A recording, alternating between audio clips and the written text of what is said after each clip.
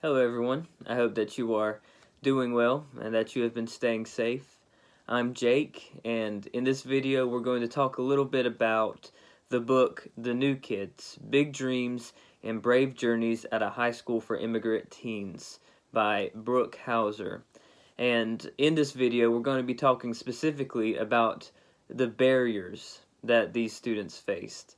The students that are featured in this book, and those same barriers that they face are barriers that other students face across the country, and even students here in Wilmington.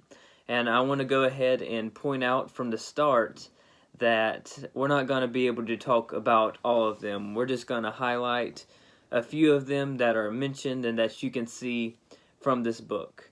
And some of these barriers are really barriers that English language learners in general have to go through. So the first of them, those barriers we're going to talk about, is not having teachers or administrators who can relate to their situation. Uh, like we have said in our paper and even in this presentation, there's so many remarkable stories of these immigrant teenagers, of these students that are mentioned in this book. And one that comes to mind is a student that traveled to the United States via a suitcase, was just crammed up in that suitcase, and just had to go through all these different challenges to get here. And for someone like myself, I have a hard time understanding what it's even like to go through that, to have that much desperation to get to one place and to have to go through that. And for a lot of these students, they have teachers like that who can't really relate. And in this book, there's a teacher named Ann who even mentions that she grew up in Pennsylvania and she has kind of a hard time relating to that. And, these students were forced to grow up and mature from a very young age, and they didn't really have a choice. It was a necessity for them. So that's a challenge that they have. Because at Prospect Heights, it's an international school for students, and it's kind of, it's a specific school for these types of students. And you push it initiatives and programs to try to relate to these students, but you can just imagine if teachers at that school have a hard time relating to the students, imagine what it's like at every other school across the country that do not have the same support systems in place. So that's one barrier that those students face, not having teachers and administrators that understand what they're going through. That doesn't mean we can't care for them and we can't work as hard as we can to ensure that their needs are met.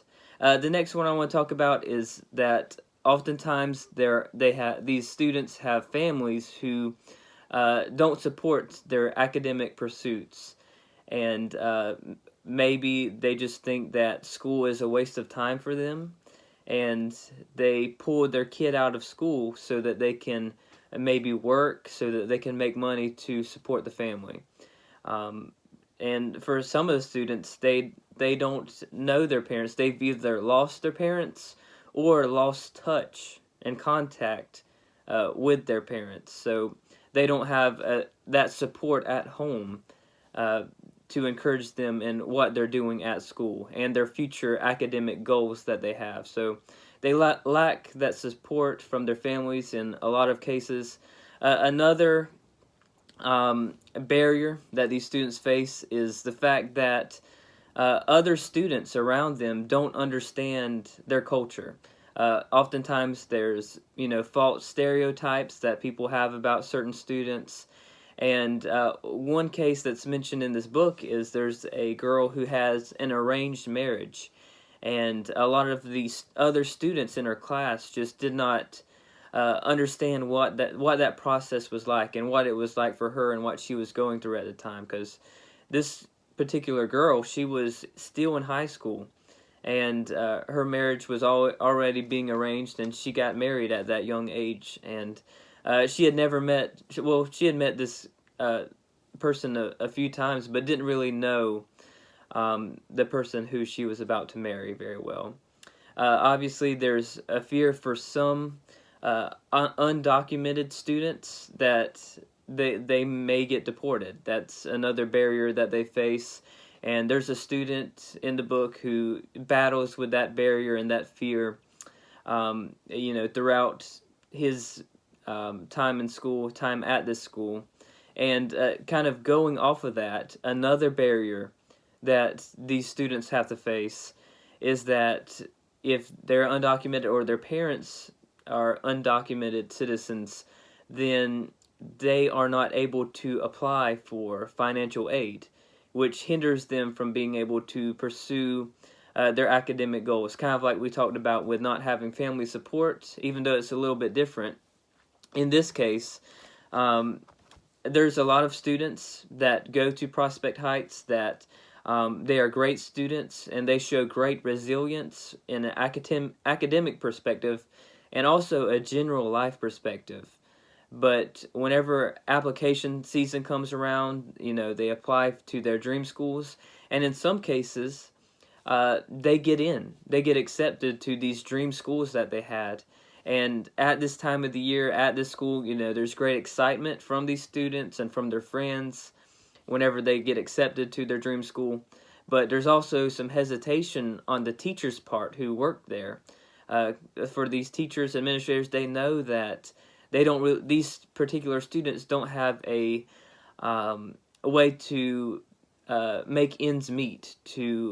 They don't have the financial means to go to this college that they want to go to, because they cannot apply for financial aid. And in some cases, they're able to get some sort of private scholarship, and that works out for them. But in a lot of cases, they're not able to make that happen. So that's another barrier that they have to face. And like I said, there's many more barriers that they have to go through. But these are just 5 quick ones we talked about in this video. So I thank you for listening to our presentation with Ethan, myself, and Freddie. And I thank you for that. Thank you for tuning in, and over and out.